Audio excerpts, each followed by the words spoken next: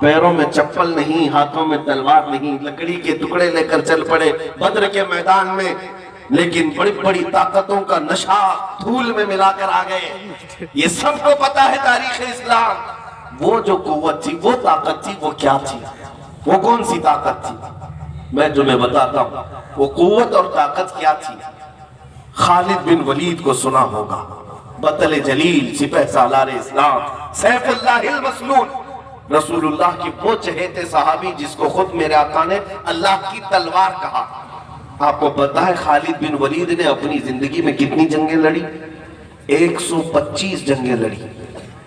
125 جنگیں۔ تم اتنا کھیلے بھی نہیں ہوگے میدان میں، وہ جنگوں میں شرکت کر چکے ہیں۔ جنگ کا مطلب سمجھتے ہو؟ جان ہتھیلی پر لے کر جانا، کب کہاں سے تیر آ جائے، کب کہاں سے تلوار چل پڑے اور گردن کٹ جائے۔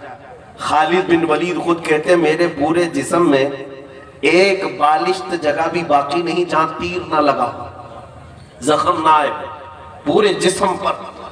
اور معلوم ہے آپ کو وہ جو تلوار اٹھاتے تھے، ان کی تلوار کا ایک ہاتھ کا جو ان کی تلوار کا وزن تھا 35 کلو کا تھا۔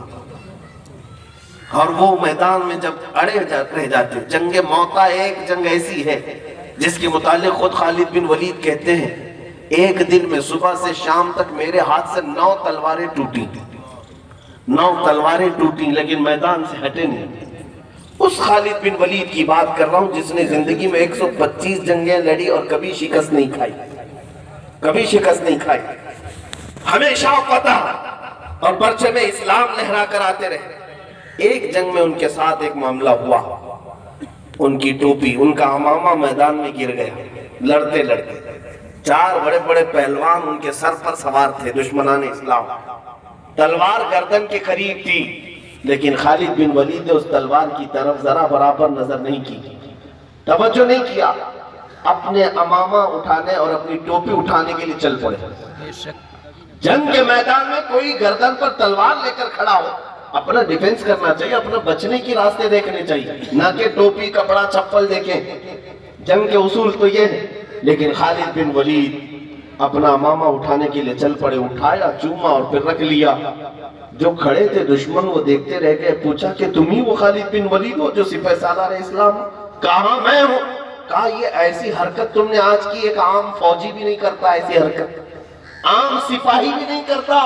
این جنگ کے وقت جب دشمن تمہارے سر پر کھڑا ہو، تم اپنی ٹوپی اٹھانے جا رہے ہو، اپنے عمامہ اٹھانے جا رہے ہو۔ خالد بن ولید نے کہا نادانو تم سمجھتے نہیں، یہ میرے لیے صرف ٹوپی نہیں ہے، یہ میرا صرف عمامہ نہیں۔ تم کیا سمجھتے ہو؟ تم کیا سمجھتے ہو کہ خالد بن ولید نے بے وقوفی کی؟ بات در حقیقت یہ ہے کہ میں اس عمامے کو اٹھانے کے لیے اس لیے چل پڑا کہ اس عمامے میں میرے رسول اللہ کے 3 موئے مبارک رکھے ہوئے ہیں۔ میرا وجدان یہ ہے، میرا یقین یہ ہے۔ خالد کہتے ہیں میں اپنی طاقت اور قوت کے بل بوتے فتح نہیں کرتا، مجھے جو فتح ملتی ہے وہ رسول اللہ کے موئے مبارک کی برکت سے۔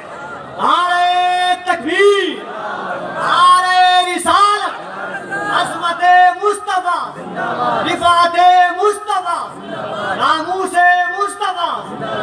ان کو نشہ نہیں تھا اپنی قوت کا، اپنی طاقت کا، کہ میں 35 کلو کی تلوار اٹھاتا ہوں اور صفوں کی صفیں درہم برہم کرتا ہوں، نہیں۔ خالد بن ولید کو یقین تھا مجھے اگر کوئی چیز فتح دلا سکتی ہے تو نسبت رسول اللہ ہے، رسول اللہ کی نسبت ہی مجھے فتح سے ہم کنار کر سکتی ہے۔ آج بھی میں آپ سے یہی کہنا چاہتا ہوں، کبھی اپنی تعداد کی طرف مت دیکھو، بچھڑے ہوئے ہیں تو کیا ہوا، ٹوٹے ہوئے ہیں تو کیا ہوا، گھر بار نہیں ہے تو کیا ہوا، اتنی بات تو ہے کہ تمہارا سینہ اب بھی نبی کے نام پر دھڑک تو رہا ہے، حضور کے نام پر مچل تو رہا ہے۔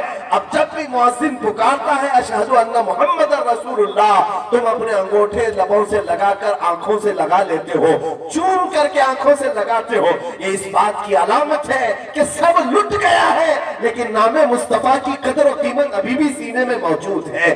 اگر اتنی دولت تمہارے پاس ہے تو پھر نا امید ہونے کی ضرورت نہیں، اب کسی اور سے خوف کھانے کی ضرورت نہیں۔ یہ جو ہلکی ہلکی شمع ہے بس اس کی لو کو تھوڑا اور بڑھا دو، تھوڑا اور بڑھا دو، تھوڑا اور بڑھا دو، پھر میں کہتا ہوں تمہیں نہ میدان میں اترنے کی ضرورت ہے، نہ کسی سے جنگ کا जंग की नौबत आने की जरूरत है, न मुकाबला करने की जरूरत है। बस तुम सिर्फ चहलकदमी करो इश्क मुस्तफा के नाम पर, फिर देखना मुसल्ला वो बिछाएंगे, इमामत तुम किया करोगे, इमारत वो बनाएंगे, अजान तुम दिया करोगे। बात सिर्फ इतनी है, सीना हो तो मुस्तफा के इश्क में धड़कने लग जाए। मैं बात करता हूँ सुल्तानुल हिंद मोइनुद्दीन गरीब नवाज की। जब वो हिंदुस्तान आ रहे थे, ये वो वक्त था जब शहाबुद्दीन गौरी शिकस्त खाकर वापस जा रहा था। शहाबुद्दीन गौरी के पास 1.5 लाख की फौज थी, हाथी घोड़े साजो सामान सब थे, लेकिन यहाँ के राजे महाराजाओं से शिकस्त खाकर जा रहा था। जब गरीब नवाज आ रहे थे 8 फकीरों के साथ, और एक रिवायत 40 फकीरों के साथ आ रहे थे, रास्ते में मुलाकात हो गई। बादशाह ने अपने कासिद भिजवाया, पूछा देखने में तो दुर्वेश मुसलमान लगते हैं, किधर का सफर है, कहां जा रहे हैं, पूछो। कासिद आया, पूछा बाबा कहां जा रहे हो? गरीब नवाज ने कहा हिंदुस्तान फतह करने जा रहे हैं, हिंदुस्तान फतह करने जा रहे हैं। तो बादशाह को जब ये खबर मिली तो हंसने लगा, हमारी 1.5 लाख की फौज है, हाथी घोड़े साजो सामान है, और ये 8 फकीरों की जमात जा रही हिंदुस्तान फतह करने की बात कर रहे हैं। वो हंसने लगा। मोइनुद्दीन चिश्ती ने फरमाया, शहाबुद्दीन तुम में और मोइनुद्दीन में फर्क ये है कि तू हाथी घोड़े साजो सामान के भरोसे पे गया था, मोइनुद्दीन सिर्फ अल्लाह उसके रसूल के भरोसे पर जा रहा है, और वो तवक्कुल आज भी नजर आता है। मोइनुद्दीन चिश्ती बगैर तलवार के आए, लेकिन आज घर घर में मोइनुद्दीन का परचम लहराता है। गरीब नवाज का फैला हुआ इस्लाम हर घर पर लहरा रहा है। मैं आज यह बात ये करना चाहता हूँ कि इश्क मुस्तफा में लबरेज सीना लेकर के वो गरीब नवाज आए थे। क्या नहीं किया गया उनके साथ, क्या नहीं किया गया? अरे ये जो कुछ हो रहा है ये कोई नया नहीं है। आपको ऐसा लगता है कि 2014 में हुकूमत बदल गई और इतना सब होने लगा, ये हर जमाने में होता रहा है। मॉब लिंचिंग तो मक्का वालों की भी आदत थी। बिलाल हबशी के साथ क्या करते थे, खुबैब इब्न अदी के साथ क्या करते थे, खब्बाब इब्न लारत के साथ क्या करते थे। मॉब लिंचिंग ही तो है, एक मुसलमान को निहत्था पकड़ना, मारना, और फिर हैबत तारी करना, दहशत तारी करना। 1400 साल पहले से तारीख आ रही है। तुम्हें घबराने की क्या जरूरत है, डरने की क्या जरूरत है? ये हर जमाने में अबू जहल होते रहेंगे, लेकिन अल्लाह की शान ये है हर जमाने में यजीद के मुकाबले में कोई हुसैन जरूर आता रहेगा, गुलाम हुसैन जरूर पैदा होता रहेगा, परचम इस्लाम वो लहराएगा। मोइनुद्दीन हसन चिश्ती गरीब नवाज रज़ियल्लाहु ताला अन्हु जब तशरीफ लाए, एक मौके पर ऐसा भी हुआ कि आपकी बातों को सुन सुन करके लोग जौक दर जौक इस्लाम में आ रहे थे। राजा को ये बात खाने लग गई, पृथ्वीराज को। उसने सोचा कि इस फकीर का रास्ता रोकना है। कई हरबे अपनाए, कई हरबे पुलिस भेजकर क्या क्या किया, लेकिन उसने देखा कि ये दुर्वेश है, फकीर है, तो हमारे भी धर्म का कोई पंडित ही इसका मुकाबला कर सकता है। तो उसके धर्म का एक बहुत बड़ा महंत था, पंडित था, उसका नाम तारीख में रामदेव बताया गया है। ये वाला नहीं, ये वाला कोई महंत भी नहीं, पंडित भी नहीं, गरीब नवाज के जमाने का रामदेव, वो दोनों आंखों वाला था। उसको राजा ने बुला करके कहा कि इस फकीर का मुकाबला करना है। वो जादूगरी में भी माहिर था, बड़े से बड़े जादू की कलाएं जानता था। पहले उसने देखा और पूछा कि फला फकीर जो चंद दिनों पहले ऊंटों को बिठा दिया था वही? कहा वही। तो उसने कहा ये मेरे बस का काम नहीं, मैं उसके साथ शास्त्रों से मुकाबला नहीं करूंगा। जब राजा ने बहुत ज्यादा जोर दिया तो रामदेव ने कहा ठीक है, मैं जादू के मंत्रों से उसका मुकाबला करूंगा, आप मुझे इजाजत दें। बादशाह ने कहा, राजा ने कहा ठीक है। कहा उसके साथ और भी पुजारी, तकरीबन 250-300 पुजारी, और सबको उसने मंत्र सिखाए और कहा मैं जो बोलूं वो बोलते जाना, और जाएंगे हम मुकाबला करेंगे। इसलिए कि हमारे जो जादू के मंत्र ये पढ़ने के बाद उस फकीर का कोई काम हम पर असर नहीं करेगा। ये चल पड़े 300 लोगों का काफिला। सरकार गरीब नवाज उस वक्त अपने खीमे के बाहर मुसल्ला बिछाए बैठे थे, असर की नमाज पढ़ रहे थे। आपके खादिम ने खबर दी नमाज के फौरन बाद कि एक बड़ी जमात आ रही है पुजारियों की, اور کچھ منتر پڑھتے ہوئے آ رہے ہیں. سرکار غریب نواز نے حصار کھینچا اپنے پاس اور اپنے خادم کو بھی بٹھایا, کہا ان کا کوئی دعویٰ اثر نہیں کرے گا. اس کے بعد وہ قریب سے قریب آتے گئے, اتنے دور آ گئے کہ سیدھے وہ رام دیو غریب نواز کے مصلے کے پاس آیا. جب حضرت سرکار غریب نواز سجدے میں تھے, سر اٹھایا, خادم سے کہا کہ ان کو پلٹ جانے کے لیے کہو, لیکن وہ نشے میں چور تھے. کہا کہ ہم اس درویش سے, اس فقیر سے بات کرنے آئے ہیں, خادم سے, غلام سے نہیں. سرکار غریب نواز نے اپنا چہرہ پھیرا. اس وقت آپ کی آنکھوں میں جلال تھا. جیسے ہی آپ نے اس مہنت کو دیکھا, اس کا پورا جسم کانپنے لگ گیا, کپ کپی تاری ہو گئی. ایسی کپ کپی تاری ہوئی کہ وہ غش کھا کر گر پڑا اور تڑپنے لگا زمین پر. حضرت سرکار غریب نواز نے پانی منگوایا, اس کے سینے پر چھڑکاؤ کیا. سینے پر چھڑکنے کے بعد ہوا یہ کہ وہ اٹھا, اپنے ساتھ آئے ہوئے ہر پجاری کو پتھر سے مارنے لگ گئے. جتنے آئے تھے سب کو مارنے لگا. کسی کا سر پھوٹا, کسی کی ناک پھوٹی, ہر کوئی جان بچا کر بھاگنے لگ گیا. سب چھوڑ کر بھاگ گئے, راجا کے پاس چلے گئے اور کہا جس کو تو ہمارا سپہ سالار بنا کر بھیجا تھا وہی ہماری کٹائی کر رہا ہے, وہی ہماری دھلائی کر رہا ہے. اب ہوا یہ کہ یہ بے قابو سرکش گھوڑا جس طرح بھدک جاتا ہے, ادھر سے ادھر ناچ رہا ہے. سرکار غریب نواز نے اس کا ہاتھ پکڑا اور اپنے قریب کیا, اپنے خادم سے کہا کہ اب رام دیو کا دل بدل چکا ہے, دل بدل چکا ہے. اتنا کہنا تھا کہ وہ حضور غریب نواز کے قدموں میں گرا اور کہا کہ حضور ہمیشہ کی غلامی میں مجھے قبول فرما لے, اپنے خدمہ میں, اپنے خدامہ میں مجھے قبول فرما لے. حضرت غریب نواز نے اٹھایا اور کلمہ طیبہ پڑھا کر سینے سے سینہ لگایا, اور آج بھی تاریخ میں شادی دیو کے نام سے مشہور ہے, شادی دیو کے نام سے مشہور ہے. ایک دو نہیں, کئی مقابلے ہوئے. لیکن میں ایک بات یہاں اس لیے عرض کرنا چاہتا ہوں کہ وہ تو بنا تلوار کے آئے تھے, بنا ہتھیار کے آئے تھے, لیکن سینے میں جو عشق مصطفیٰ کا ہتھیار تھا, بڑی سی بڑی طاقت کو سرنگوں کر دیا کرتا تھا, گھٹنے ٹیکنے پر مجبور کر دیا کرتا تھا. اسی لیے کہا اقبال نے, قوت عشق سے ہر پست کو بالا کر دے, قوت عشق سے ہر پست کو بالا کر دے, دہر میں نام محمد سے اجالا کر دے, کی محمد سے وفا تو نے تو ہم تیرے ہیں, یہ جہاں چیز ہے کیا لوح و قلم تیرے ہیں. اے نوجوانوں, میرا یہ میسج ہے, اب دنیا زندگی گزارنے کے طور طریقے بدلو. دنیا تمہاری طرف آس لگائی دیکھ رہی ہے. کہاں ہے وہ محمد عربی کے غلام, کہاں ہے وہ جو عزتوں کی حفاظت کرتے. بچیوں کے چہروں سے آج نقاب ہٹائے جا رہے ہیں, حجاب ہٹائے جا رہے ہیں. کیا تم تماشا بین بن کر کے رہ جاؤ گے؟ نہیں, بلکہ ظلم کے خلاف آواز اٹھانے والے کا نام غلام مصطفیٰ ہوا کرتا ہے, غلام حسین ہوا کرتا ہے. کربلا کی داستان دہرائی جائے تو دہرائی جائے گی, ہماری گردنیں جاتی ہیں تو جائیں, لیکن کسی کا خسارہ نہیں ہونا ہے. اتنی بات یاد رکھے, ہماری گردنیں کٹ جاتی ہیں حق کی آواز بلند ہونے پر. نہ میرے گھر میں کوئی یتیم ہوگا, نہ ہماری بیویاں بیوہ ہوں گی, کچھ نہیں ہونا ہے. بلکہ تاریخ بتاتی ہے اسلام زندہ ہوتا ہے ہر کربلا کے بعد. اگر مٹ بھی گئے, مولا تبارک و تعالی ہمیشہ تمہارا نام زندہ رکھتا ہے, زندہ جاوید بن جاؤ گے. اس لیے حق کی آواز اٹھانا, ظلم کے خلاف بولنا سیکھو.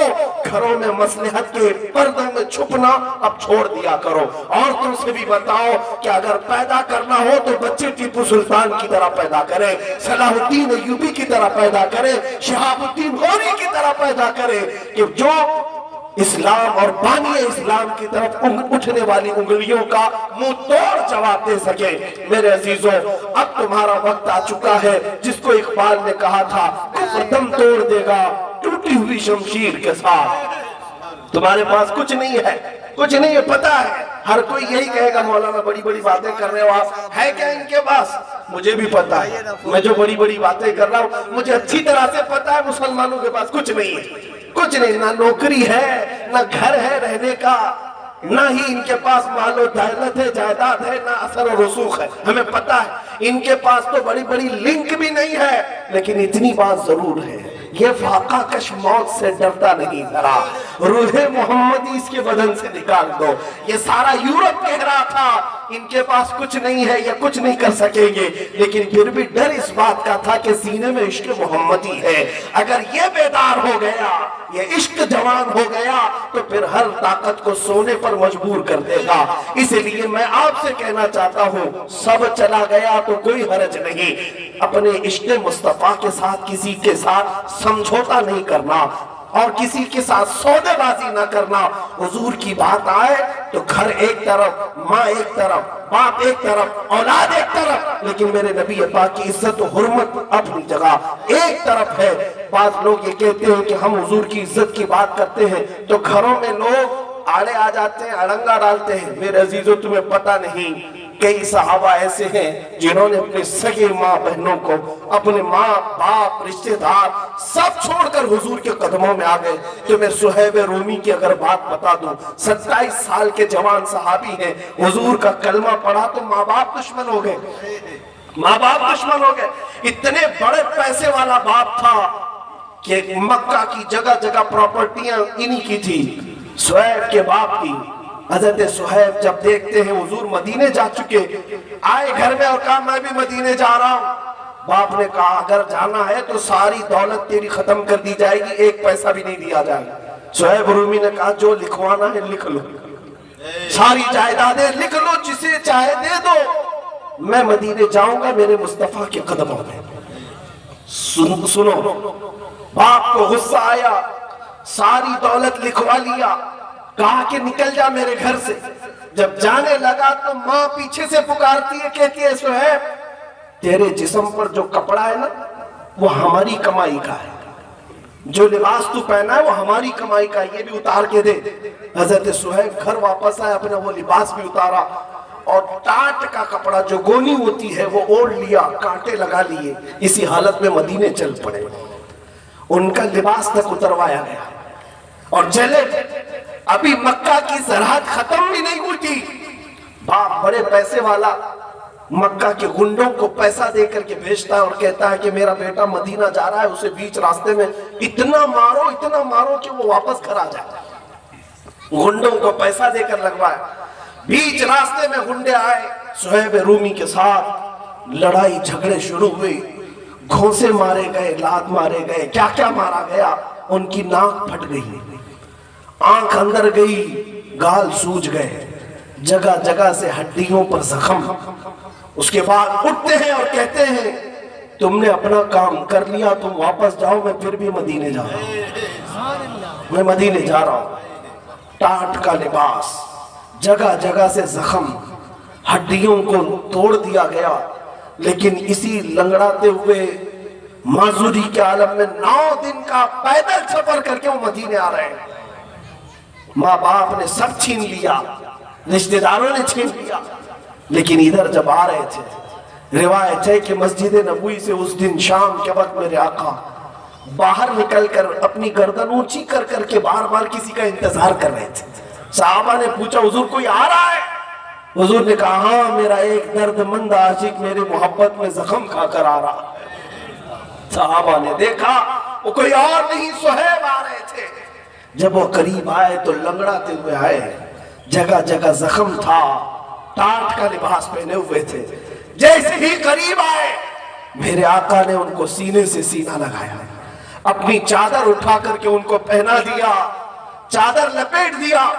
چادر جیسے ہی لپٹ گئی، صہیب کے زبان پر اب مسکراتے ہوئے یہ جملے آتے ہیں، کہتے ہیں میرے دوستو لوگوں نے مجھے مارا توڑا، میرے ماں باپ نے سب چھین لیا، نبی پاک نے چادر کیا پہنائی، سارے زخم کافور ہو چکے، سارے درد ختم ہو گئے، مجھے کوئی درد بھی یاد نہیں، کوئی زخم بھی یاد نہیں۔ وہ صہیب زندگی بھر اس چادر کو ساتھ رکھتے رہے، یہاں تک کہ اپنی وفات کے وقت بھی یہ وصیت کر کر کے گئے کہ اگر میں مروں تو میرے قبر میں یہی چادر کفن کے طور پر پہنانا، اس لیے کہ اے لوگوں جب سگی ماں نے میرے کپڑے اتروائے تھے اس وقت اگر مجھے کسی نے کپڑا دیا تھا تو وہ تاجدار مدینہ کی ذات تھی۔ عزیزان گرامی، ان صحابہ نے سب کچھ چھوڑا تھا حضور کے نام پر۔